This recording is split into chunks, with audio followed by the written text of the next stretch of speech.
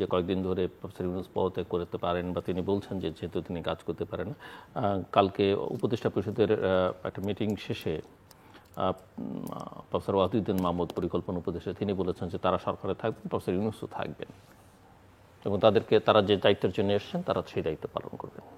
ধন্যবাদ। আমি তন্ময় হয়ে আমার অগ্রজপ্রতিম সহ আলোচক প্রফেসর মাহবুবুর রহমানের বক্তব্য শুনছিলাম। দীর্ঘদিন পর তার সঙ্গে মুখোমুখি হয়েছি, তো এটা খুব আনন্দের একটি বিষয়। তা সহভাগ করে নেব আমাদের দর্শক শ্রোতাদের সঙ্গে।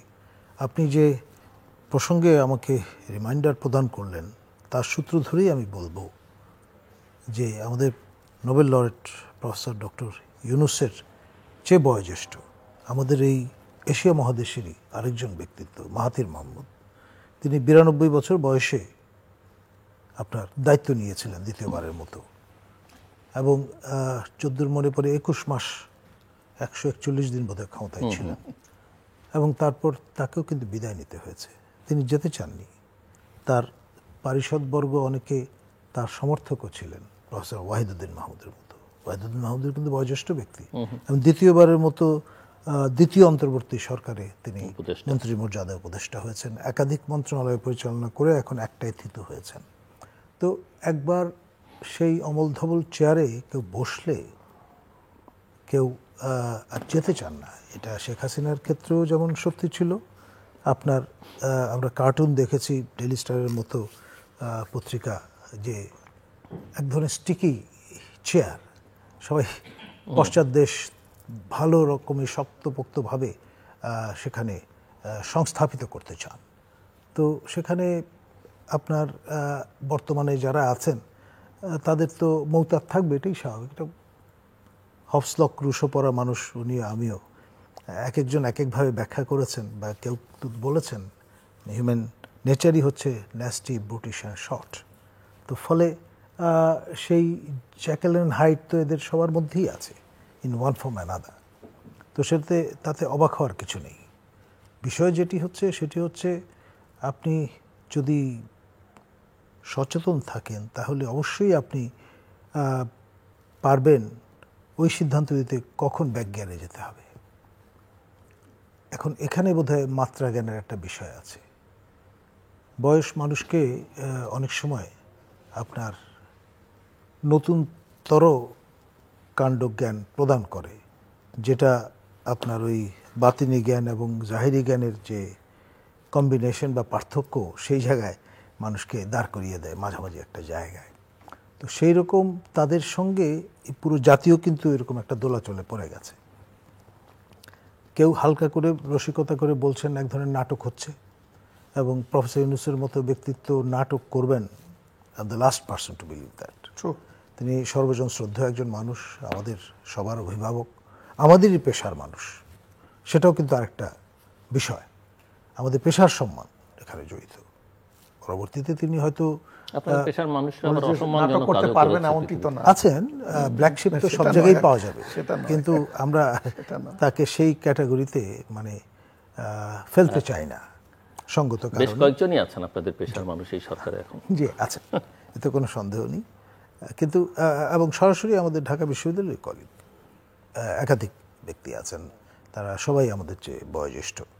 তো এখন যে ব্যাপারটি একটু কালেকটিভ উইলের একটা ব্যাপার, ইটস এ টিম ওয়ার্ক। এখন পালের গোদা যিনি, তিনি যদি ভুল করেন তাহলে সবাই কিন্তু তাদের সবার কাঁধে সেটা বর্তাবে। তো সেই রকম একটা জায়গায় আমরা এসে উপনীত হয়েছি।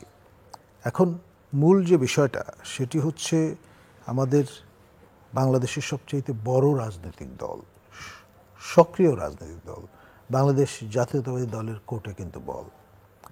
তারা যদি ঠিকমতো খেলতে পারেন তাহলে নির্বাচন হবে, আর না হলে নির্বাচন হবে না, পরিষ্কার কথা।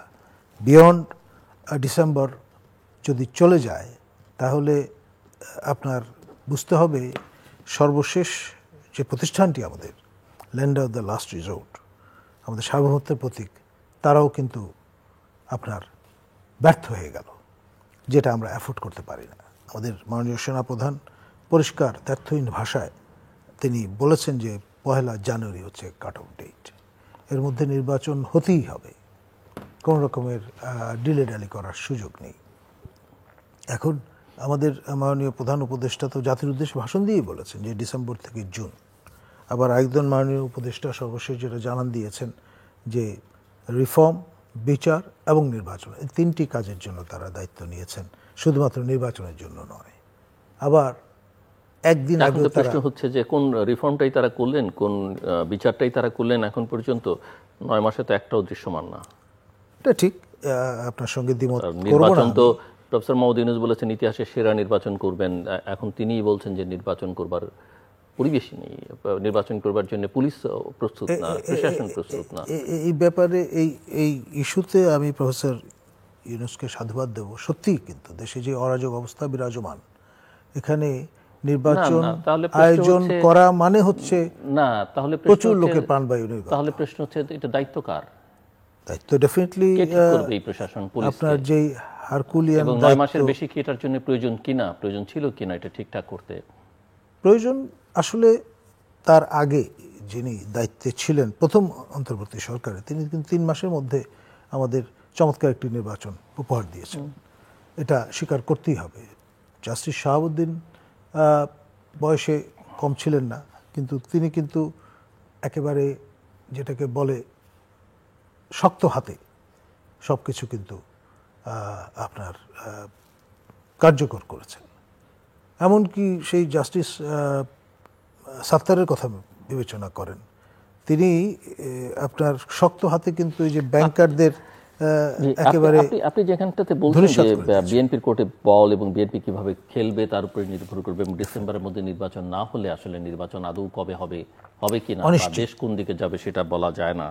তো আবার অন্য জায়গায় যখন আপনি বলছেন যে সেনাপ্রধান একটা কাট অফ লাইন দিয়ে দিয়েছেন, কেউ কেউ হয়তো বলছেন এটা তিনি বলতে পারেন কিনা, কেউ কেউ মনে করছেন যে এরকম অবস্থায় তার ওই বলাটাই আসলে যৌক্তিক এবং সেটাই আসলে মানুষকে সাহস জাগিয়েছে। বিএনপি কি মনে করছে কিনা যেহেতু সেনাবাহিনী চাইছে তাহলে আমাদের আর কিছু করতে হবে না, ওরাই আমাদেরকে খাইয়ে টাইয়ে দিবে, ব্যাপারটা এরকম কিনা? বিষয়টা যে আপনি যদি অন্যের ঘরে বন্দুক রেখে পাখি শিকার করতে চান তাহলে কিন্তু কপালে খারাপই আছে। আপনার সশস্ত্র বাহিনী আপনার রাজনৈতিক সরকারের সময় এই রকমের আচরণ করতে পারে না, আমাদের প্রফেসর মাহবুবুর রহমানের সঙ্গে আমি একমত, কিন্তু ইন্টারিম সরকারের সময় অবশ্যই করতে পারে। এবং যেহেতু এটি অনির্বাচিত সরকার, সেই কারণে আপনার সবারই প্রত্যাশা আছে, তারাও কিন্তু একটা স্টেক হোল্ডার। আমাদের ছাত্ররা যেমন স্টেক হোল্ডার, আমাদের জনতা কোট আনকোট তারা স্টেক হোল্ডার, রাজনৈতিক দলগুলো স্টেক হোল্ডার, সবচাইতে সুশৃঙ্খল যে প্রতিষ্ঠান দেশের সশস্ত্র বাহিনী, তারাও ডেফিনেটলি স্টেক হোল্ডার। এবং সেই আর্তিটাই তো তারা জানান দিয়েছেন, বলেছেন যে এই যে রিফর্মের নামে যা কিছু হয়েছে আমাদের তো কনসাল্ট করা হয়নি, আমাদেরকে সম্পৃক্ত করা হয়নি, আমাদেরকে ডার্কে রাখা হয়েছে। এখানে এনসিপির একজন নেতা নাসিরউদ্দিন পাটোয়ারি, তিনি দেখলাম একটি পত্রিকার সঙ্গে বলছেন যে মাহফুজ আহমেদ এবং সজীব ভুঁইয়া, আসিফ মাহমুদ তারা যদি সরকার না থাকে তাহলে আসলে সরকারই থাকে না। আবার নাহিদ ইসলাম দেখলাম এনসিপি নেতা, এনসিপির প্রধান, তিনি বলছেন যে এই দুজনের সঙ্গে আসলে এনসিপির কোনো সম্পর্ক নাই, তারা রাজনীতিতেও নেই, এনসিপির সঙ্গেও নেই। এগুলো কি বিশ্বাসযোগ্য কথা? কিংবা প্রশ্ন তো এটাও আছে যে শুধু এই দুজনই কেন, এদেরকেও তো নানাভাবে ব্যবহার করছেন সরকারের উপদেষ্টা মণ্ডলীর বেশ কয়েকজন সদস্য। তো আমার যেটা প্রশ্ন আপনাদের দুজনের কাছে, যে নির্বাচনটা তারা যদি মনে করে থাকেন যে সংস্কার, বিচার এবং নির্বাচন, আপনারা যদি জানা থাকে যে কোন সংস্কারটা হলো, এমনকি সংস্কার, এমন অনেক সংস্কার আছে যার জন্য জাতীয় ঐকমত্যের প্রয়োজন নেই, ঐকমত্যের প্রয়োজন নেই এই অর্থে যে এগুলো জাতীয় ঐকমত্য সবসময় থাকে, কেউ এগুলো নিয়ে আপত্তি করবে না। দ্বিতীয়ত হচ্ছে যে কোনো বিচারের ক্ষেত্রে কোনো অগ্রগতি হয়েছে কিনা, যারা অপরাধ করেছে বিগত দিনগুলোতে, বিশেষ করে জুলাই আগস্টে হত্যাকাণ্ডের সঙ্গে যুক্ত ছিল। তৃতীয়ত হচ্ছে যে নির্বাচনের প্রসঙ্গে, নির্বাচন করবার জন্য এই সরকার নিরপেক্ষ, প্রফেসর মাহবুব কিছুটা ইঙ্গিত করেছেন, আপনার কথা কিছুটা বোঝায় নিরপেক্ষ এরকম একটা সরকার দরকার, যেহেতু এটা অনির্বাচিত সরকার এবং তাদের ম্যান্ডেট হচ্ছে বিশেষ কিছু কাজ করবার জন্য, আমি সংস্কারগুলো ধরেও নিয়েও বলছি। তাহলে নির্বাচন করবার জন্য যে নিরপেক্ষতা দরকার এই ধরনের সরকারের, কারণ আমরা বিগত 1 দশকের বেশি সময় আসলে নিরপেক্ষ নির্বাচনের বিষয়টাতেই সবচেয়ে বেশি সাফার করেছি। আর দ্বিতীয়ত হচ্ছে তার সক্ষমতা আছে কিনা, আসলে এই সরকারের একটা নির্বাচন করবার কোনো সক্ষমতা আছে কিনা। কারণ যারা 9 মাসে একটা পুলিশ বাহিনী ঠিক করতে পারে না, একটা প্রশাসনকে মোটামুটি একটা স্ট্রিমলাইন আনতে পারে কিনা, তারা যত জ্ঞানীগুণী হোক না কেন, যত বিশ্ববিদ্যালয়ের প্রফেসররাই হোক না কেন, বা আন্তর্জাতিক খ্যাতি তাদের যতটাই থাকুক না কেন, তারা আসলে ক্যাপেবল কিনা, এবং তারা ক্যাপেবল না কিন্তু আমরা তাদের দিকে তাকিয়ে থাকবো এবং মাসের পর মাস, বছরের পর বছর, এবং এর মধ্যে স্বাধীনতার ইস্যু থাকবে, সার্বভৌমত্বের ইস্যু প্রশ্নের মধ্যে পড়বে, এর মধ্যে যেই প্রতিষ্ঠানগুলো ক্রিয়াশীল তাদেরকে নিয়ে নানা রকমের বিতর্ক তৈরি হবে, তাদের সঙ্গে সরকারের বৈরিতা আমরা লক্ষ্য করব। এক ধরনের অনেকেই ধারণা করছেন যে, আশঙ্কা করছেন যে যে পরিস্থিতির দিকে যাচ্ছে সামনে হয়তো যথেষ্ট পরিমাণে ভায়োলেন্স দেখতে হবে বাংলাদেশে, এবং সেটা আসলে আমরা কতটা মোকাবেলা করতে পারবো। এখানে অনেক উগ্র গোষ্ঠী ইতিমধ্যেই সক্রিয় হয়ে উঠেছে মাঠে প্লেয়ার হিসেবে। প্রফেসর মাহবুব।